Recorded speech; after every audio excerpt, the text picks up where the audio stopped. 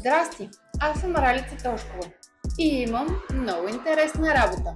Искаш ли да ти разкажа за нея? Не съм състезателка с УТВ. Състезавам се само с живот. Както може би много от вас вече са запознати с моите клипове, аз правя ревюта на автомобили. Ако харесвате автомобили, ако искате да видите ексклузивни модели, можете да намерите видеята в моят YouTube канал. В YouTube може да ни намерите и да се абонирате, разбира се. Цъкнете камбанката, знаете, че е важна, за да бъдете един от първите, който ще види видеото. Споделете с приятели, коментирайте. За мен е от огромно значение обратната връзка с вас. Сега предстои ревю на един изключително ексклузивен автомобил. А ако искате да разберете предварително какъв автомобил ще качим, може да ме последвате в Instagram, TikTok и Facebook. Приятно гледане!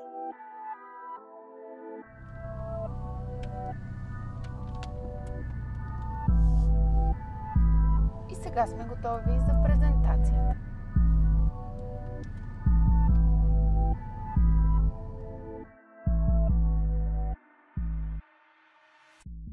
Здравейте!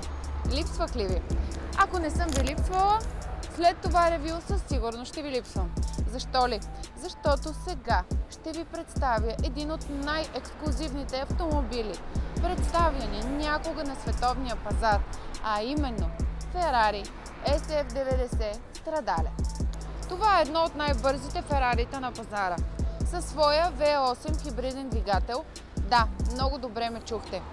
Това е плагин хибрид и за разлика от досегашното LaFerrari, който използваше електрическата батерия само за буст, тук вече може да караме изцяло на ток. Всъщност това Ферари е създадено за 90 годишнината на скудерия Ферари и показва едно уникално автомобилно инженерство. SF90 е първото плагин Ферари, което се задвижва от 3 двигателя. Двата са отпред на предната ос, те задвижват гумите по-отделно, а третият се намира между скоростната кутия и двигателят.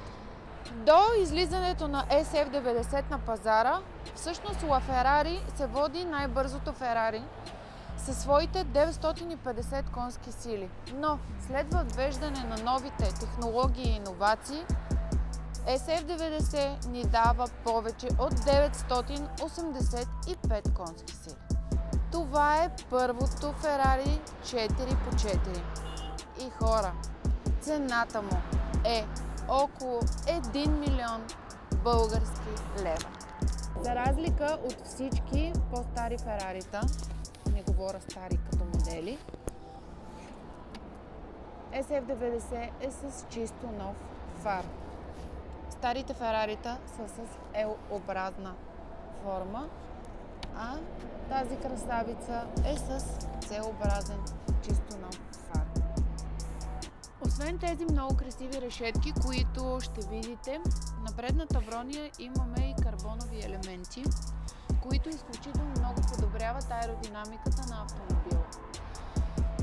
Сега ще забележите нещо, което много е отличително за точно тази кола. Джантите. Изключително ексклузивни са, карбонови. Много скъпо изпълнение, което допълнително вдига цената на автомобила. Имаме изцяло карбонов спойлер. Елате по-насам да ви покажа. Двигателят. Едно изключително произведение на изкуството. Нещо също много интересно за автомобила е, че задната емблема, половината е във въздух. Имаме изключително интересна иновация. Тръбите на генерацията променят изцяло визията на задната част на това SF90. Хайде с мен да ви покажа тази бруталийка отвътре. Мисля, че в колата ще ви трябват слушалки, но пък всъщност това е емоцията и адреналина, който ви дава това SF90. Много е шумно и няма да мога хубаво да ви разкажа за интериора, за това ще изгася. Освен, че сега ще ви покажа SF90 страдале, и аз съм страдале. Страдам, защото не е моя. Но пък имам изключително голямата привилегия да ви я покажа. И сега, вижте, невероятно красивият оранжев интериор на колата. Оранжеви шевове с оранжеви елементи плюс карбон. Така са направени, че няма втори като тях. Карбон има и по средата, както и коритото на седалките е карбоново. От тези бутони, от тук отваряме капака на плагин хибрида, от тук зареждаме бензинче, ще ни трябва доста, и от тук се отваря багажника, който се намира в предната част на автомобила. Вратите се отварят с копче.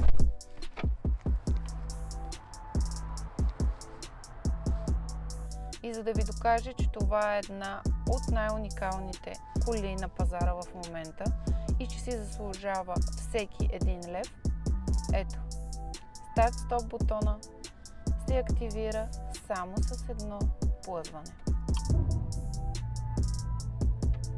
Както и гасим. От тук също се променя и режима, ако искаме да караме на ток.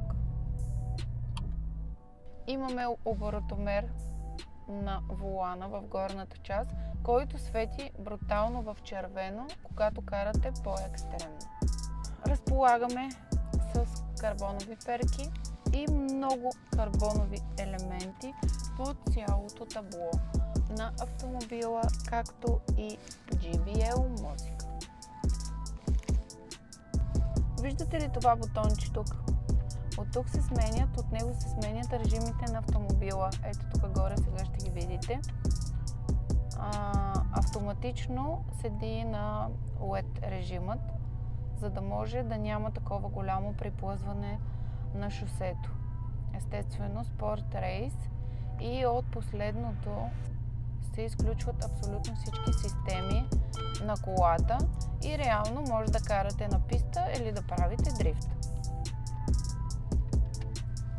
И ако се чудите откъде управляваме климатика, точно от това малко дисплейче.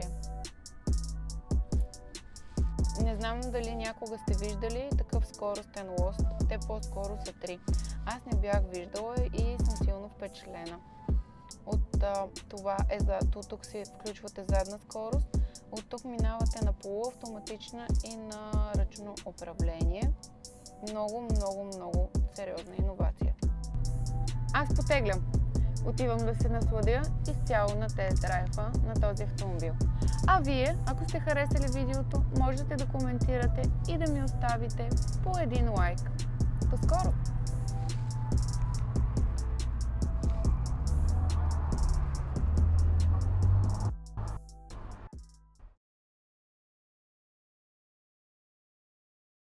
Ами с тези лищите ли ще снимаме? Добре, ето го ключето. Сега. Тук това е някаква невероятна иновация. Така. Само галим нещата. Момент. Оха. Коланче, ще ни трябва ли? Разбира се. Как без колан? Ако не се върна, не ме чакайте. Изчакваме да загрее двигателя и потегляме.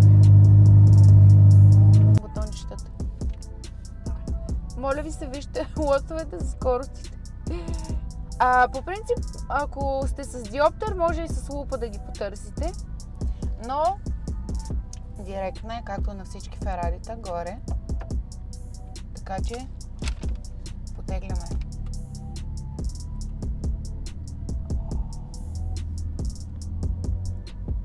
Чувството е